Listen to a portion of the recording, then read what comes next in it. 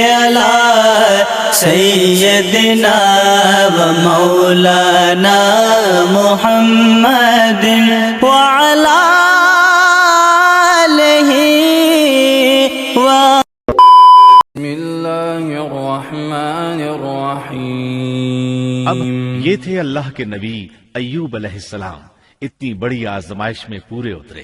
آزمائش بھی 1-2 ماہ نہیں، پورے 12 برس جاری رہی، اور ایک قول کے مطابق 18 برس جاری رہی۔ آپ اس دوران مجسمہ صبر بنے رہے۔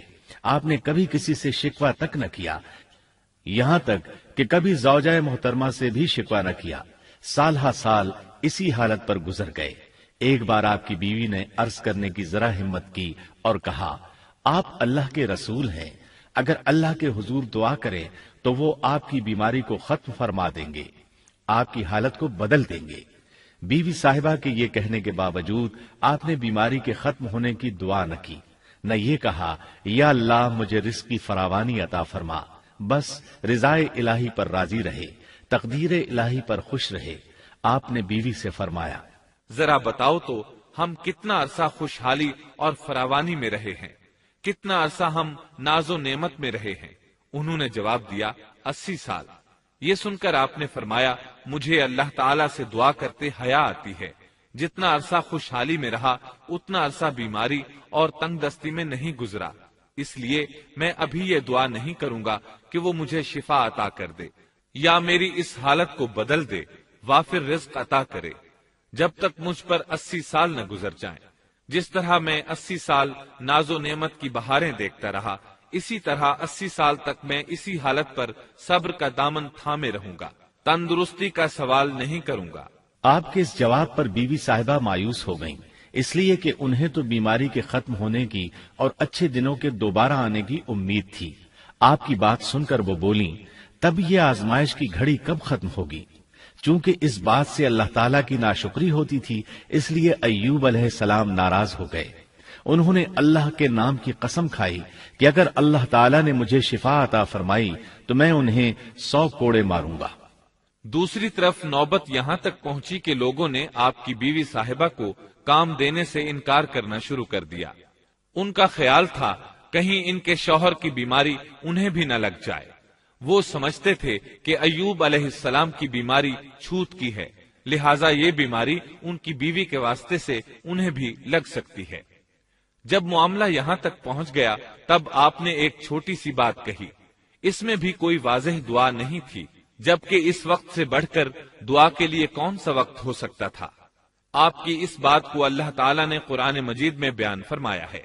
سورہ انبیاء آیت 83 میں ہے، اور ایوب کی اس حالت کو یاد کرو جبکہ اس نے اپنے پروردگار کو پکارا کہ مجھے یہ بیماری لگ گئی ہے اور تو رحم کرنے والوں سے زیادہ رحم کرنے والا ہے۔ مجھے آزمائش نے آ لیا ہے اور تو ارحم الراحمین ہے۔ مطلب یہ کہ آپ نے واضح الفاظ میں دعا نہیں فرمائی، یہ نہیں فرمایا الہی مجھے تندرستی عطا فرما، الہی مجھے رزق عطا فرما اور میری حالت ایسی ایسی ہو گئی ہے، تو رحیم و کریم ہے، بلکہ یوں کہا وَأَنْتَ أَرْحَمُ الرَّاحِمِينَ، عرض کیا میری نسبت میری حالت کو تو ہی بہتر جاننے والا ہے۔ اللہ تعالیٰ نے دوسری آیت میں آپ کی حالت کو اس طرح بیان کیا ہے۔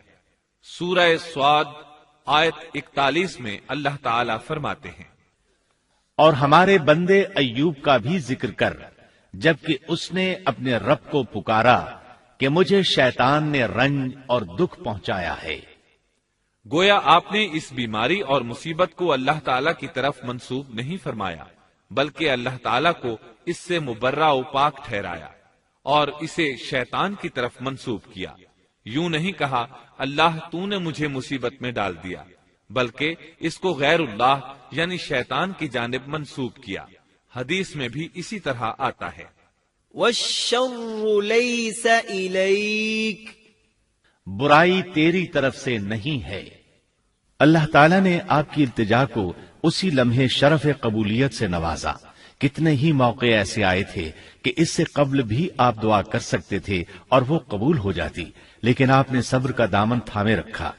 اسی لیے مدتوں سے ضرب المثل چلی آ رہی ہے، صبر ایوب۔ جب آپ نے اپنے پروردگار سے اس انداز میں دعا مانگی تو اللہ تعالیٰ نے ان سے آزمائش ختم کر دی۔ اللہ تعالیٰ سورہ صاد آیت 42 میں فرماتے ہیں، اپنا پاؤں مارو، یہ نہانے اور پینے کے لیے ٹھنڈا پانی ہے۔ جب انہوں نے پاؤں زمین پر مارا تو پانی کا چشمہ جاری ہو گیا۔ علماء کرام کہتے ہیں جب انہوں نے اس پانی سے غسل کیا تو جسم کے بیرونی حصے سے بیماری ختم ہو گئی، اور جو ہی پانی پیا جسم کے اندرونی حصے کی بیماری ختم ہو گئی، اور یہ اللہ عز و جل کا عظیم احسان ہے۔ پھر سے بالکل تندرست بن گئے، ان کی صحت و توانائی لوٹ آئی، ایسے صحت مند ہو گئے جیسے پہلے کبھی ہوا کرتے تھے۔ ان کی زوجہ محترمہ باہر سے گھر آئیں تو بالکل نہ پہچان سکیں۔ ان سے پوچھنے لگیں، کیا آپ نے اللہ کے نبی میرے خاوند یعنی مرض میں مبتلا شخص کو دیکھا ہے؟ اللہ کی قسم، جب میرے خاوند صحت مند تھے تو بالکل آپ جیسے تھے، میں نے آپ سے بڑھ کر ان سے ملتا جلتا آدمی آج تک نہیں دیکھا۔ اس پر ایوب علیہ السلام بولے، کیا تم نے مجھے پہچانا نہیں؟ انہوں نے حیران ہو کر پوچھا، آپ کون ہیں؟ تب وہ بولے، میں ایوب ہوں۔ وہ بولی، سبحان اللہ، اس کا مطلب ہے بیماری ختم ہو گئی، اللہ تعالیٰ کا احسان ہو گیا۔ اس کے بعد اللہ تعالیٰ نے انہیں اہل و عیال کی نعمتیں بھی لوٹا دیں، ان کے مویشی بھی انہیں واپس مل گئے۔ سیدنا ابن عباس رضی اللہ عنہما فرماتے ہیں، اللہ تعالیٰ نے صرف انہیں ہی اپنے فضل و کرم سے نہیں نوازا بلکہ ان کے ساتھ ان کی اہلیہ کو بھی اپنے خاص فضل و کرم سے نوازا، اس لیے کہ انہوں نے بھی اس عظیم آزمائش میں صبر کیا تھا، عظیم صبر کا مظاہرہ کیا تھا۔ اللہ تعالیٰ نے ان کی جوانی کو بھی لوٹا دیا۔ ان سے سیدنا ایوب علیہ السلام کے ہاں 26 بیٹے بیٹیاں پیدا ہوئے۔ یہ روایت بھی ملتی ہے کہ 26 بیٹے ہی بیٹے تھے، بیٹیاں اس کے علاوہ تھیں۔ اللہ تعالیٰ سورہ انبیاء آیت 84 میں فرماتے ہیں، ہم نے اس کو اہل و عیال عطا فرمائے بلکہ ان کے ساتھ ویسے ہی اور اپنی خاص مہربانی سے تاکہ سچے بندوں کے لیے سبب نصیحت ہو۔ مطلب یہ کہ ان کی جوانی واپس کر دی، مال و دولت لوٹا دیا، اور یہ چیزیں انہیں فوراً واپس کر دی تھیں۔ جسمانی صحت بھی واپس فرمائی اور دنیاوی دولت بھی واپس کر دی۔ امام بخاری، امام احمد اور دیگر محدثین نبی کریم صلی اللہ علیہ وسلم سے روایت بیان کرتے ہیں کہ نبی کریم صلی اللہ علیہ وسلم نے فرمایا، جب سیدنا ایوب علیہ السلام غسل فرما رہے تھے تو ان پر ٹڈیوں کی موسلا دھار بارش ہونے لگی۔ یہ ٹڈیاں کیا تھیں؟ وہ سونے کی ٹڈیاں تھیں۔ اللہ تعالیٰ ان کو غسل کے دوران ہی اتارنے لگے۔ ایوب علیہ السلام نے ان کو کپڑے میں جمع کرنا شروع کیا۔ اس پر اللہ تعالیٰ نے فرمایا، اے ایوب، کیا میں نے تجھے مالدار نہیں بنا دیا؟ اس نئے نازل ہونے والے مال سے بے پرواہ نہیں بنا دیا؟ ایوب علیہ السلام نے عرض کیا، جی ہاں میرے پروردگار، لیکن میں آپ کی رحمت اور برکت سے تو بے پرواہ نہیں ہو سکتا۔ ہاں اے رب، لیکن میں تیری برکت سے دور کیسے رہ سکتا ہوں؟ ان کا مال و دولت سب واپس مل گیا، اہل و عیال بھی مل گئے، صحت بھی پلٹ آئی۔ یہ سب اللہ کے خاص فضل و کرم سے تھا اور اس عظیم صبر کے صلے میں تھا جو انہوں نے کیا تھا۔ اللہ تعالیٰ نے ان کی اہلیہ محترمہ پر بھی نرمی فرمائی، جیسا کہ سورہ صاد آیت 44 میں فرماتے ہیں، اور اپنے ہاتھ میں تنکوں کی ایک جھاڑو پکڑو۔ بالکل باریک تنکوں کی ایک جھاڑو لو، اس میں 100 تنکے ہوں، ان کو اکٹھا کر لو۔ اس کے بعد فرمایا، جھاڑو سے اسے مار اور قسم کے خلاف نہ کر۔ مطلب یہ کہ ایوب علیہ السلام نے اپنی بیوی کو 100 کوڑے مارنے کی قسم کھائی تھی۔ اللہ نے یہ تدبیر سمجھائی کہ 100 تنکوں کا جھاڑو لے کر ایک بار انہیں مارو اور قسم پوری کرو، قسم کی خلاف ورزی نہ کرو۔ اللہم